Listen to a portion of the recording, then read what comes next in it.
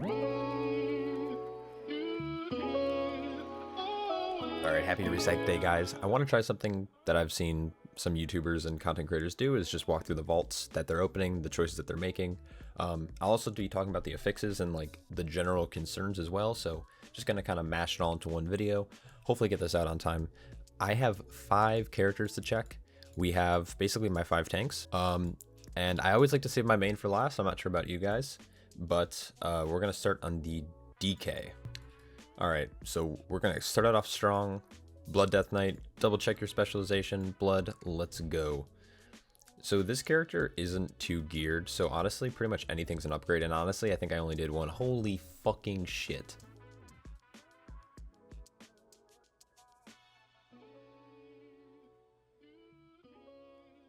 That's quite an upgrade. I was just doing, I just ran like a 17 hulls last night, and my damage is really low, and it's really difficult to hold threat. And I was like, I need a weapon tomorrow. But I was lazy, and I put off my DK this week, so that is incredible. Strong start. So that is a 4 item level upgrade on the DK. That's pretty fucking solid. I can now probably start doing 20s on this guy already. That's insane. So it's a Sanguine Grievous week as well. For some of you who watched my last tier fix, my tier list affix video, I talked about Grievous. I talked about all the affixes, but I talked about how Grievous is a horrible affix. There isn't really a counterplay. It punishes certain classes that can't self-heal, and it requires the healers who are typically kind of going for more of a damage throughput build in Mythic Plus. That's just kind of the nature of the beast. They now are being, forced to heal and forced to spend those globals, healing people. So classes like Priest, who need time in their boon of the Ascended window, are now going to have to like either heal the group, or they're going to have to play this crazy game of catch up after their boon ramp is over. I just don't think it's a fun playstyle. Obviously as a tank, I don't really mind it. Most of the tanks I play don't suffer from Grievous that much, except maybe my Brewmaster Monk. Brewmaster Monks with Grievous have this like weird double dip factor where the Grievous like puts you into stagger. So yeah, you can drop more stagger, but it's more often than not you're spending less time below 100% health or 90% health.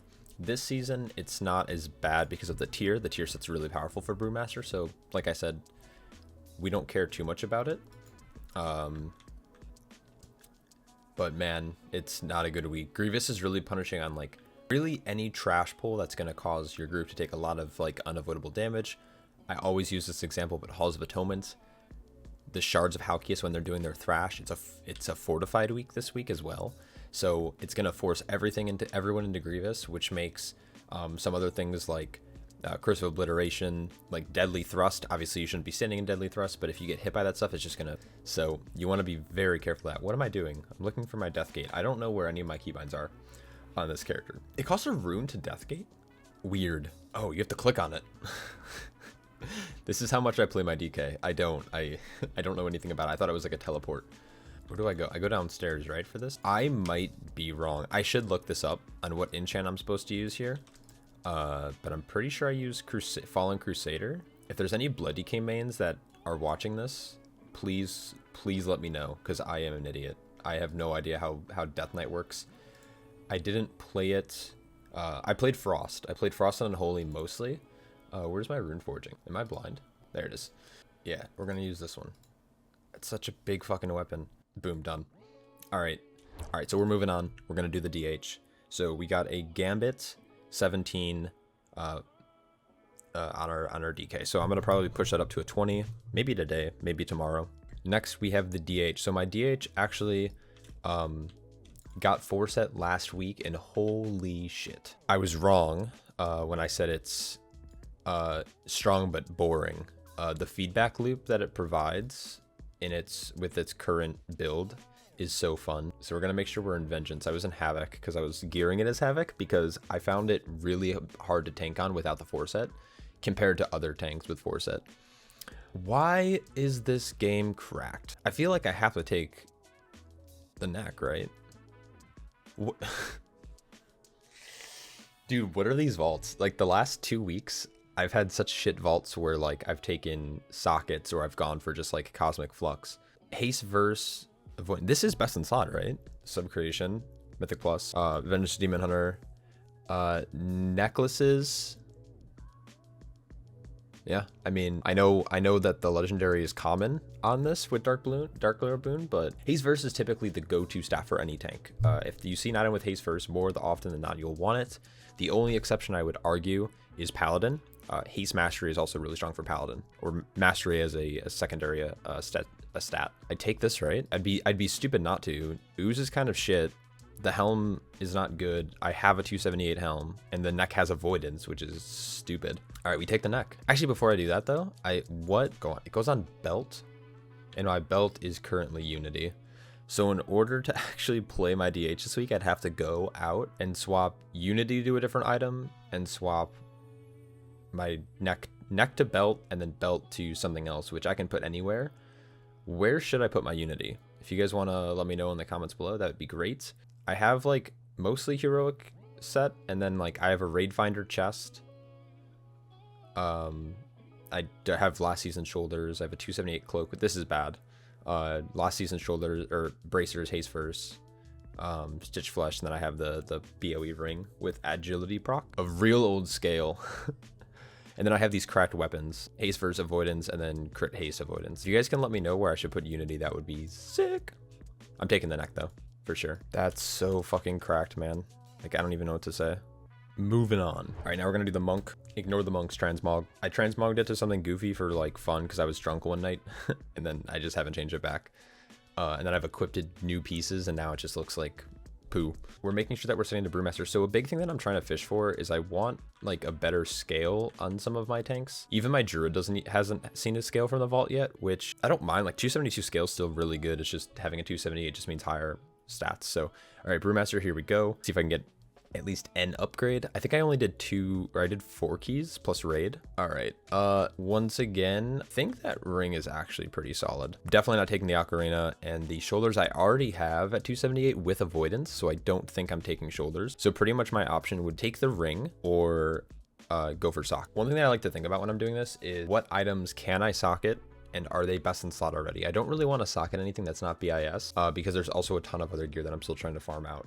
The one thing that I think is wrong with my monk is that I think I have way too much crit. So there's a really cool thing. It's called diminishing returns. Diminishing returns mean that once you hit a certain point on something, in this case it's going to be secondary stats. Once you hit 30%, each point of that stat after 30% is worth 10% less, and that'll happen again at like, I think it happens again at like 39, and then 46, and then so on and so forth. It doesn't work like that for mastery, because mastery, the way that mastery scales with different classes is different. I think like arms warriors like have like a flat fucking, I don't even know, like 100 and something % mastery. I might be wrong about that, but that's how it was in BFA. And then same with like boomkins and feral druids. Their mastery starts at like 30% already. So I don't think DRs. So what I look is I say, okay, helm, it's not 278, so it's not worth putting a socket on. My neck is a BOE, has socket on it already. Belt has socket on it already. Bracers are, I think, technically best in slot. They're 272, so they're not mythic. So there isn't really an item that I would put a socket on. And I think my crit's too high. So what I think that means I'm going to do is I'm going to take this, because haste isn't a bad stat. So you pretty much want to, I think you want to stay away from mastery if I'm not mistaken. We're going to actually go right back to our good friends over here at Subcreation. Subcreation, we're going to go all the way back to the top of the page. We are going to go for tanks Brewmaster and see what rings they're running. I have a feeling that it's not a great ring choice.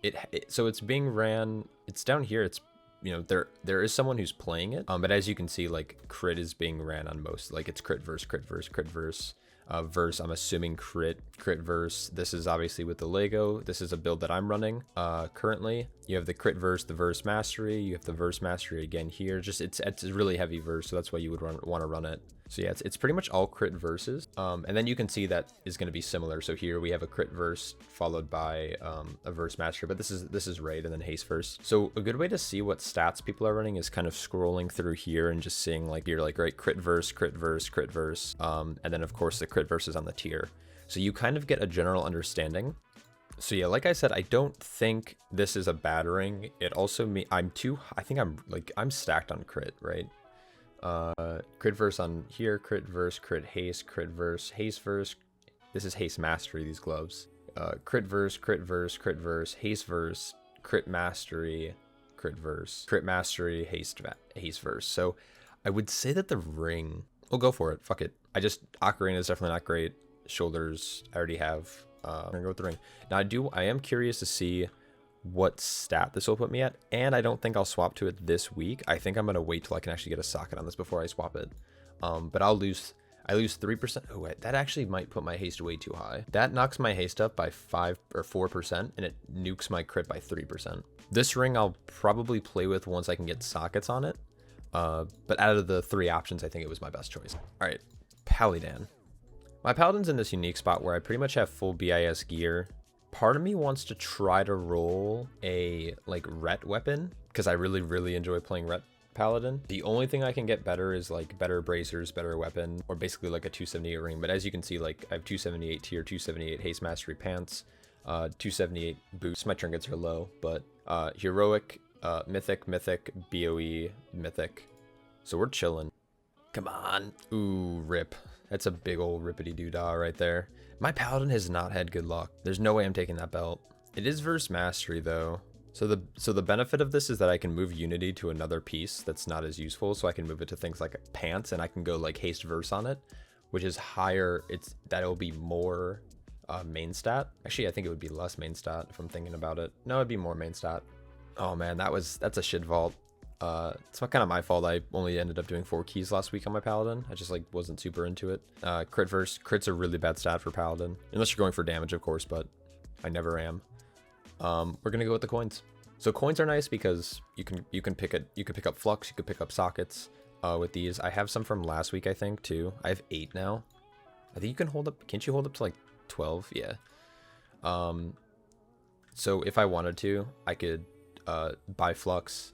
I could buy Progenitor Essentia. I don't think I would do that, but the most important thing is buying socket. So I can put a socket on my helm now. I can also put a socket on my bracers if I want. Ideally, I might want to like put something on like a Stitch Flush or maybe the Ritual Bone Band from Theater, but I would want that at 278 before I socket it. So I think what I'm going to do is I'm actually going to socket my helm right now, which actually would be a small upgrade. So that's actually pretty good.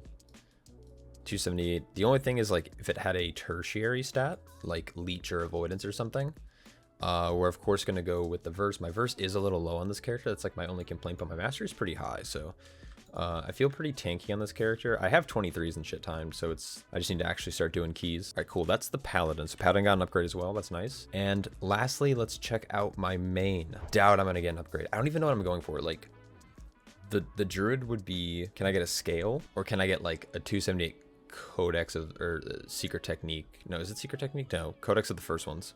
Ooh, we have a walk on this guy. All right, bear with me. This is going to be a hike. So I would say like the biggest upgrade I could probably get is a boot.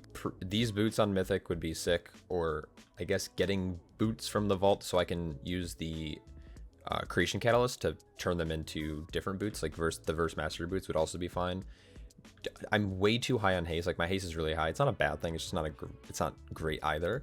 Getting I could settle with like the necklace from Gambit, boots. Then we have this ring with a socket would be fine. Like there's like really weird things I feel like I'd have to have an upgrade of to like it be valuable. I should have 3 slots for my Druid as well. I didn't do a lot of keys last week.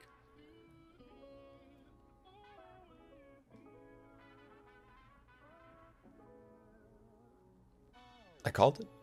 Did I? Oh my god, what are these what are these bracers? Fuck, man. I think I go Codex. I'd be stupid not to go Codex. Oh yeah, I'd be so stupid not to go Codex. So here's the thing, right? Sockets are attractive. BIS gear is attractive. Risen Monstrosity bracers, I think are better than the ones I have because they have more verse, less haste, right? And then it would obviously having a socket. You can always get this item and add a socket to it later from the vault, where obviously like having the item drop plus a socket is always super nice, but I think having a 278 Codex is just going to be way stronger than what I currently have. Codex it is. I think I would agree with myself on that one. I think I'm going Codex since I already have the braces from Raid, and I'm not going to stress over like 6% or 6 verse. That 6 verse value, like that 6 verse stat, is not going to get me killed in a key or keep me alive in a key. What is going to keep me alive is having a fat Codex. So I was running a 262 occasionally, still running an Anhild plus Shard or Scale.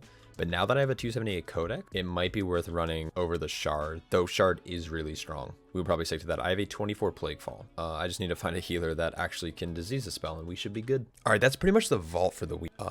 Pretty good weapon on the DK. Obviously, this huge trinket on the Druid. I got a big socket on the Paladin.